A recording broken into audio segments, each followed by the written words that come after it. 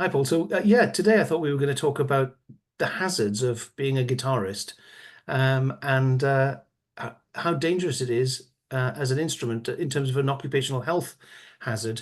Um, Here is the data that I was talking about earlier on, of what I've done in terms of the last 6 months of my work in my clinic. Musicians are about a third of my workload now, and I have been counting which instruments people play.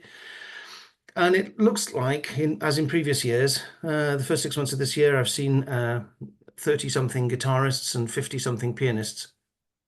And essentially, that represents the numbers of people in this country, I think, that play these instruments. And as we've said before, guitar is very a self-taught instrument. So, yeah, I mean, what we really want to know, I suppose, is, and I'm trying to get this data out of the Musicians Union, who plays what in the UK. And there are problems with that because we don't know who's a professional musician, who's a semi-professional, who plays for pleasure. And so and I see a mixture of those. In fact, I've I've done that by genre, and most people I see are professionals, but quite a lot are amateurs as well. But I don't really know what this chart means. Um, Yeah, do you know what's really interesting? Years ago, the ISM did a survey. 50% of musicians owns a guitar in the UK, something like that. oh, really? That's interesting. And that's really interesting. And I think what you can see here is, and this is what we've seen over the years, is that not only is the guitar popular, but it is also, unfortunately, an instrument that causes a lot of occupational health damage, so to speak. Yeah. And do you think a lot of that is related to being a self-taught instrument? Yeah, absolutely, without a doubt. And that the movements that we know on the guitar are so unnatural, a lot of them, and the stress that people may have whilst learning the guitar. So there are Do you, definitely some serious issues there.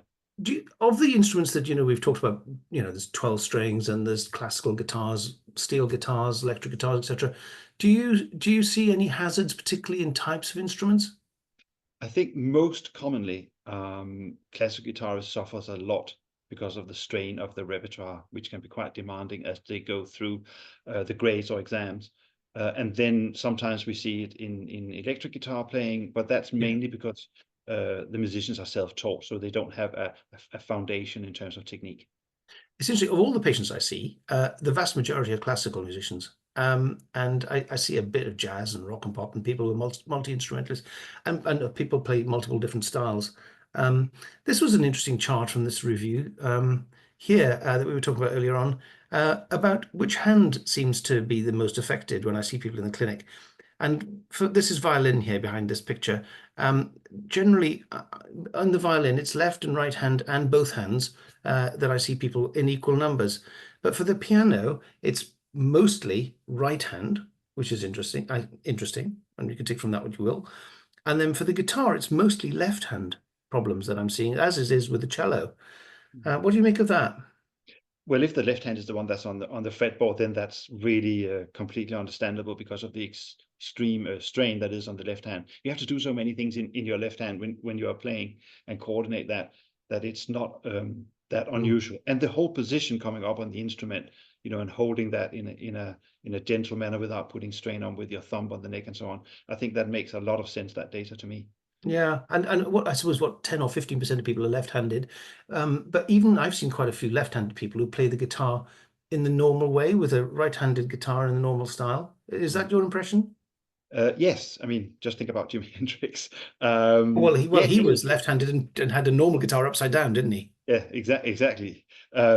So I think that, yeah, that is common, but you could actually either get a left-handed guitar, just swap the strings over if you wanted to. But it is interesting that that's the case as well. And whether that causes any concerns as well, or problems for the guitar, I don't really know. But I could imagine it may do in some Yeah, circumstances.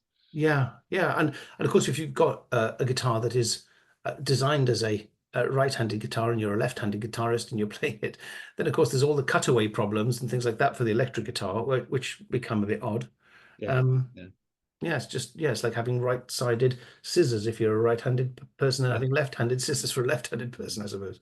I mean, I've tried playing sort of in the style of Jimi Hendrix, and it's for me, it's like being a complete beginner again, obviously. Yes. The retraining would be enormous to be able to do that. Now, I suppose with most guitars, the classical guitar, of course, you can turn it upside down and swap it the other way around without a Exactly. problem. Yeah, I exactly. suppose there's the scratch pad or whatever it's called. You have to Yeah, just move exactly. it. Yeah, but I think this data that you're showing here is really, really interesting, showing how Yeah. high a percentage for the left hand. Good. Well, we'll leave it at there for today. Thank you very much. Lovely to see you, Mark. Nice to speak to you. Bye now.